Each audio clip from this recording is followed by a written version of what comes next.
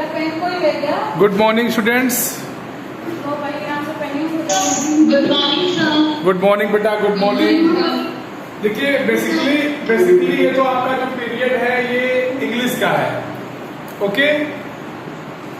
लेकिन क्योंकि इंग्लिश की मैम आज आपकी नहीं आई है तो ये क्लास हमको लेनी है, ठीक है बेटा। Okay sir. तो चूंकि आज आप लोगों का टेस्ट भी लेना है मुझे, तो टेस्ट तो बेटा हम अपने पीरियड पे ही लेंगे, कोई दिक्कत नहीं, उसमें टेंशन नहीं है। और लेकिन जो हमारा बच गया था कविता जो हम पढ़ रहे थे, दीवानों की हस्ती, हमने सोचा इसको खत्म कर लिया जाए। बेटा मैंने बता दिया आप लोगों को, जो पिछले हफ्ते पढ़ाया गया उसी से टेस्ट होगा। जितना आप तक मैंने पढ़ाया है पिछले हफ्तों में वो सब उसी सब का टेस्ट होगा। उसका मतलब था कि कौन से पीरियड में टेस्टिंग है? बेटा आपका हिंदी का पीरियड लास्ट पीरियड होता है ना, तो उसी में टेस्ट होगा, ठीक है। Okay okay sir. ओके बेटा। देखिए बेटा सिलेबस मैंने बताया था ना कि सिलेबस आपका जो पिछले मैंने क्लासों में पढ़ाया है वही होगा, ठीक। Okay sir. ठीक, ये कविता किसकी है? भगवती चंद्र वर्मा की।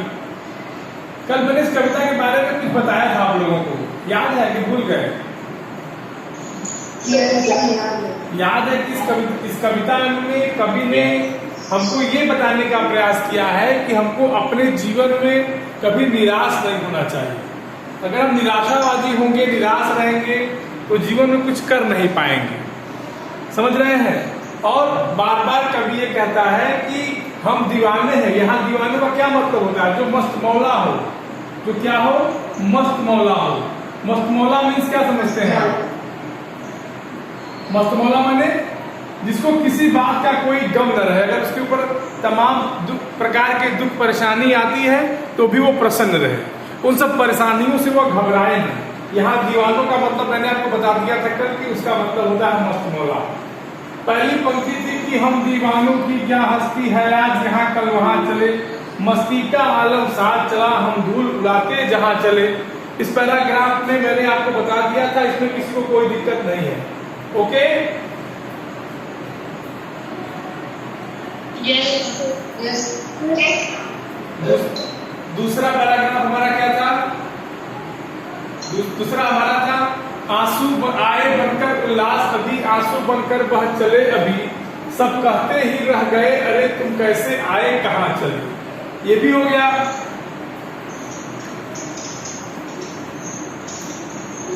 बोलिए हो गया था कि नहीं? यस। अच्छा, किस ओर चले या मत पूछो, चलना है बस इसलिए चले, जग से उसका कुछ लिए चले, जग को अपना कुछ लिए चले। ये हो गया है। अच्छा, इस पैराग्राफ में कवि ने क्या बताया है? एक मिनट रुक जाओ, मैं पूछूंगा, वही जो से पूछूंगा वही बोलेगा। आकांक्षा जरा बताओ तो इस पैराग्राफ में कवि ने क्या कहा है? आकांक्षा बताओ तो इस पैराग्राफ में कवि ने क्या कहा है?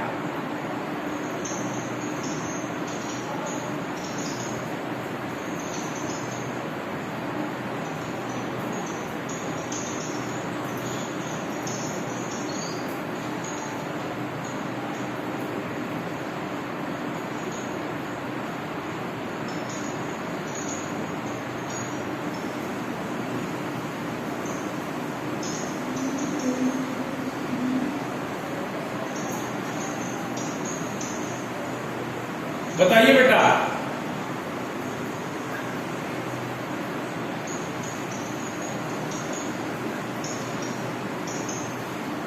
आकांक्षा सिंह, आवाज नहीं आ रही है क्या आपके पास?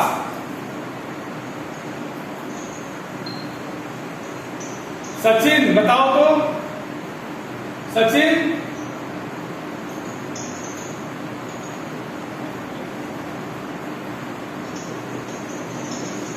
कौन बताएगा? सर मैं आए? हाँ बेटा बताओ।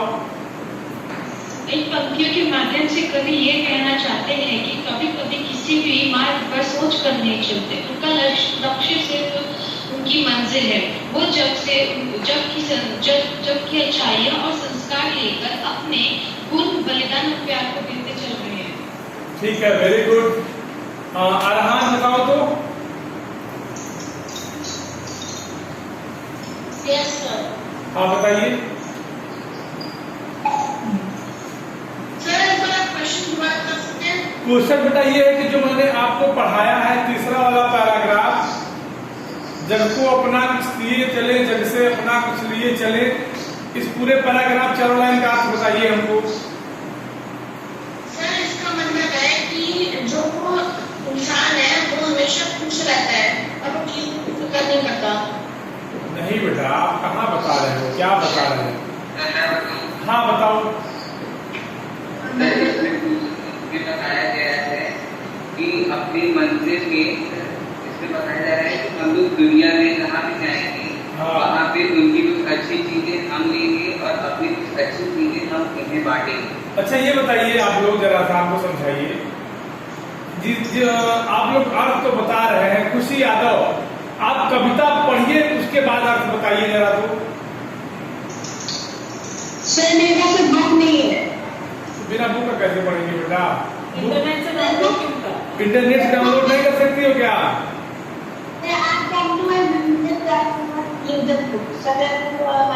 अच्छा ठीक, कोई बात नहीं। एंजल द्विवेदी, एंजल द्विवेदी बेटा, आप 4 लाइन कविता पढ़िए, उस कविता के हिसाब से आप उस कविता की व्याख्या करिए। तो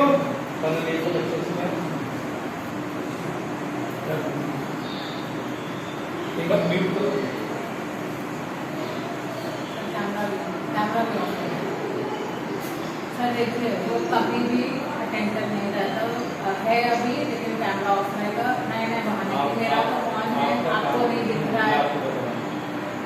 उनका काम कम देना, आपका काम है डेली हर दिन मैसेज मारना। ये क्लास टीचर है, उन्होंने मैसेज करा तो उसकी मम्मी कहती है कि उसकी आंखें फट जाती हैं, तो टीचर मैं बोलती हूँ कि हट जाओ मेरे सामने से। उसकी मम्मी का मैसेज मैंने खुद पढ़ा है। ये क्लास टीचर है, मैंने करा। आज भी देखिए कितनी बार मैं तो एक पीरियड ले चुकी हूँ। आप कम से कम मैसेज होगा कर दिया कि कितना रेस्ट लेगा, कितना रेस्ट लेगा। वीडियो बन रहे हैं, कौन भी कर रहे, कौन भी मैसेज हमको दिखा सकते हैं। नहीं सर, इन्होंने तो ऐसी हालत कर दी है। वो थे मतलब खास कर उसका ध्यान रखना। भारत को मैंने खुद पढ़ाते 4 बार कैमरा खुलवाया है। चलिए बेटा बताइए। एंजल, मैंने खुद 4 बार और इसके अलावा इसके पहले भी कॉल एंजल, हाँ सर, पूरी चार बार आपने बोला, इसीलिए 4 बार मैंने खुलवाया। बेटा एंजल, आप वो कविता पढ़िए, अंतिम 4 लाइन, और उस 4 लाइन का अर्थ बताइए जो मैंने कल पढ़ाया था। तीसरे पैराग्राफ का 4 लाइन पढ़िए। मत पूछो, चलना है बस इस लिखने जबसे उसका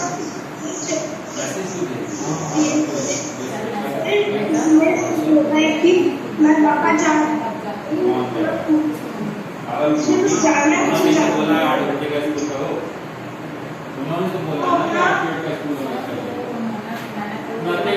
जो है ऑन करना है। जब मैं जा बताइए बेटा, बताइए बताइए।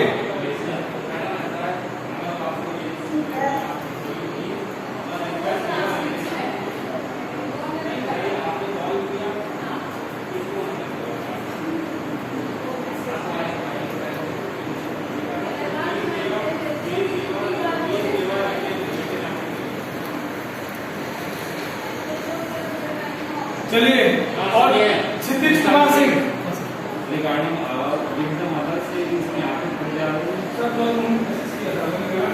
तो उनसे मम्मा करेंगे ये विपिन एप्लीकेशन हमारा कैमरा ऑफ रखना है, हमको ये विपिन एप्लीकेशन साइन करना है।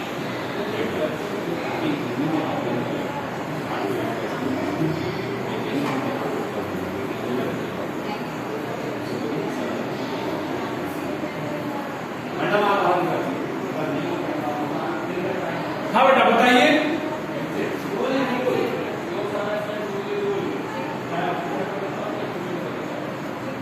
बताइए बेटा। क्षितिज कुमार सिंह, क्षितिज कुमार सिंह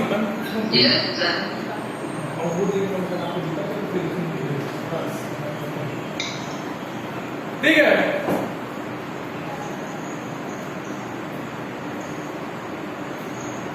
क्षितिज तुम पहले कविता पढ़ोगे, उसके बाद हमको अर्थ बताओगे। Okay okay sir. हाँ, पहले कविता पढ़ो तो। मानो क्या कि मैं आज यहाँ, अरे नहीं, ये नहीं, तुम तीसरा वाला पैराग्राफ पढ़ो। तीसरा वाला पैराग्राफ में देख नहीं रहे हो कहाँ है, कहाँ हो, समझ में नहीं आ रहा तुमको। तो इस वाले पैराग्राफ को पढ़ो। किस ओर चले या मत पूछो, चलना है बस इसलिए चले, जग से उसका कुछ लिए चले, जग को अपना कुछ दिए चले। इस वाले पैराग्राफ को पढ़ो ना बेटा, क्यों आप बाहर जा रहे हो?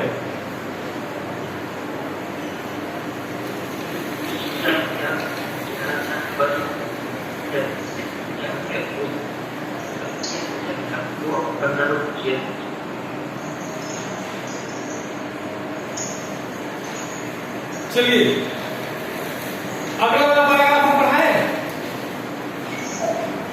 ये वाला पैराग्राफ हम पढ़ाते हैं, ठीक।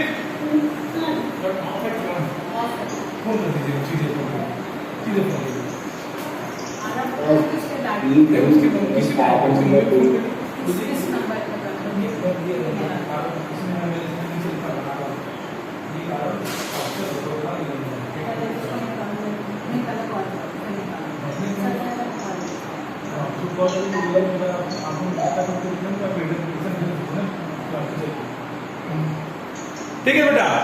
कहते हैं कि दो बात कही, दो बात सुनी, कुछ हंसे और फिर कुछ रोए, छककर सुख दुख के घूंटों को हम एक भाव से पिए चले। देखिए, जब कवि ये कहता है कि हम मस्त रहने वाले हैं, सब लोगों से मिलजुल कर रहने वाले हैं, घुल मिल कर रहने वाले हैं, जिसके पास उठते बैठते हैं वो हमारे गुणों से मंत्रमुग्ध होता है, खुश होता है। और उसके आगे क्या कहते हैं कि दो बात कही, दो बात सुनी। किसी के पास आप अगर बैठते हो तो अपना सुख दुख बांटते हो। दो बात कहने का मतलब सुख दुख बांटना। और कुछ हंसे और फिर कुछ रोए। अगर आप देखें दुख है तो थोड़ा बहुत आदमी रो के हंस के अपना मतलब एक प्रकार से जो तारतम्य है, जो भाव है वो कह देता है। और छककर सुख दुख के घूंटों को, छक्कर बने पीना, चाहे सुख हो चाहे दुख हो, ये हम एक भाव से पिए चले। चाहे सुख आए चाहे दुख आए, हमारा भाव किसी में नहीं बदलेगा। ऐसा नहीं कि अगर हमारे पास सुख है तो हम घमंड करें, अभिमान करें, और दुख है तो बैठ कर रोएं। नहीं, हम दोनों परिस्थितियों में समान भाव से रहेंगे। ठीक, कोई दिक्कत किसी को? अब किसी को दिक्कत? अब किसी को कोई दिक्कत? सर एक बार फिर से इसको एक्सप्लेन कर दीजिए। बेटा कर दे रहे हैं। कवि लिखते हैं कि दो बात कही, दो बात सुनी, कुछ हंसे और फिर कुछ रोए। दो बात कही, दो बात सुनी का मतलब होता है, कवि हमें ये बताना चाहता है कि हम लोगों के पास बैठते हैं, लोगों के पास जाते हैं, उनसे बोलते हैं, बातचीत करते हैं। दो बात वो भी अपना हमसे कहते हैं, दो बात हम भी उनसे अपनी कहते हैं। कुछ हंसे और फिर कुछ रोए। लोगों के साथ बैठकर हंस लेते हैं, रो लेते हैं। मतलब हम किसी भी बात पर कभी किसी को छोटा नहीं समझते, कोई अभिमान नहीं। और छककर सुख दुख के घूंटों को, मतलब चाहे सुख हो चाहे दुख हो, उनको हम क्या करते हैं? छकते हैं, माने पीते हैं, खाते हैं, और हम एक भाव से पिए चले। चाहे सुख हो चाहे दुख हो, दोनों परिस्थितियों में हम क्या करते हैं बेटा? एक सामान्य भाव से रहते हैं। किसी को कोई दिक्कत यहाँ तक? समझ में आ गया? समझ में आया कि नहीं?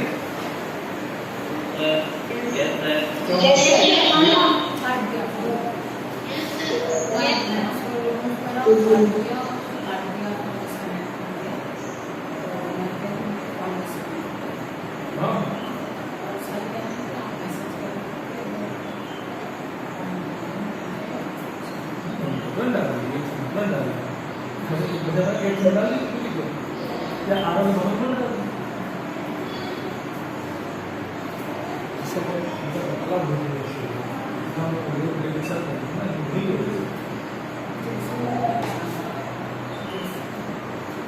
ठीक है बेटा, अगला इस पैराग्राफ में किसी कोई दिक्कत?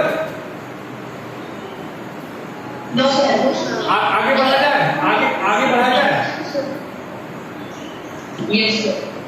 आगे बढ़ते हैं।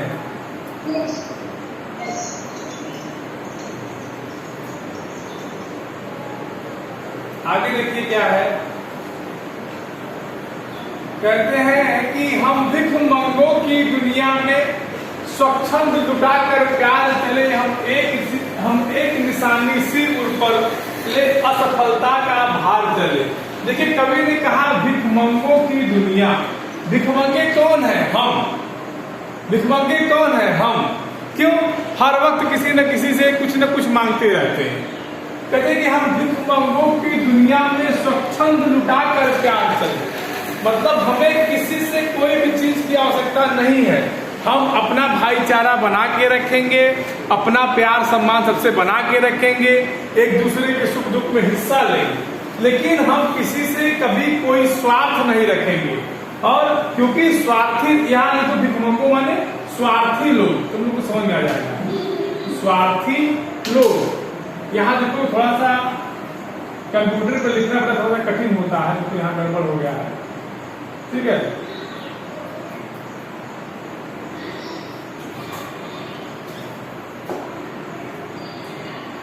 ठीक, स्वार्थी लोग। तो कहते हैं कि स्वार्थी लोगों की दुनिया में हम स्वच्छंद हैं, मतलब अब मस्त मौला है और हम न किसी से लेते हैं न किसी से कोई स्वार्थ रखते हैं, सबसे मिलते हैं, जुलते हैं और हंसते खेलते आगे बढ़ते हैं। कहते हैं कि हम एक निशानी सी उर माने होता है हृदय, ठीक, हम एक निशानी सी उर पर ले असफलता का भार चले। चाहे सफल हो चाहे असफल हो, हमारे शरीर हमारे हृदय में एक ही निशान हमेशा रहेगा, वो क्या रहेगा? स्वच्छंदता का और मस्त मौला का। कोई दिक्कत?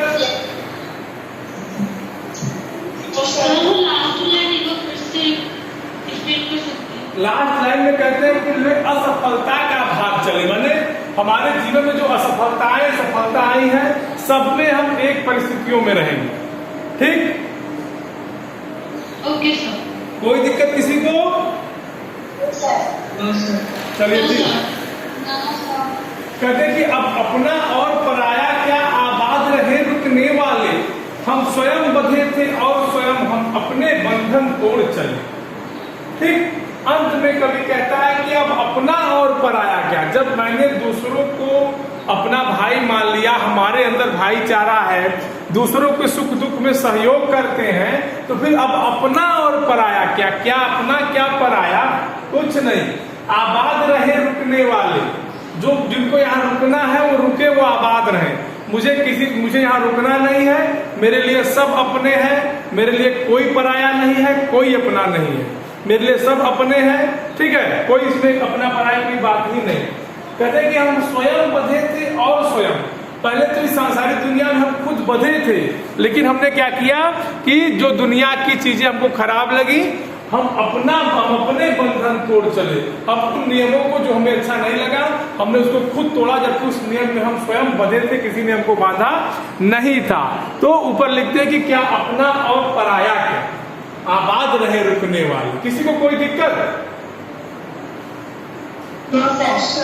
इस पूरी कविता को पढ़ जाइए, जिसको जहां दिक्कत हो किसी भी पैराग्राफ में पूछ सकता है। पूरी कविता को पढ़िए, एक एक करके पढ़िए। रुकिए, मैं बता रहा हूं, ऐसे नहीं। आप लोग एक मिनट, जिसका मैं नाम लूंगा वो पढ़ेगा। स्टार्ट करते हैं हम। शुभ पांडे, शुरू करो तो।